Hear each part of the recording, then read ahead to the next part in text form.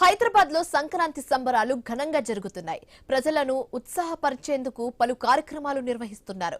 గోల్కొండ కోట సమీపంలోని golf club వేదికగా hot air balloon festival నిర్వహిస్తున్నారు. మంత్రి జూపల్లి కృష్ణారావు ఈ వేడుకలను ప్రారంభించారు. స్వయంగా హాట్ ఎయిర్ బెలూన్ లో విహరించి సందడి చేశారు. ఆకాశ మార్గంలో సుమారు గంటన్నర సేపు 13 కిలోమీటర్లు విహరించారు. హైదరాబాద్ గోల్కొండ కోట సమీపంలోని గోల్ఫ్ క్లబ్ నుంచి ప్రారంభమైన హాట్ ఎయిర్ బెలూన్ అప్పాజీగూడ శివారులో దిగింది.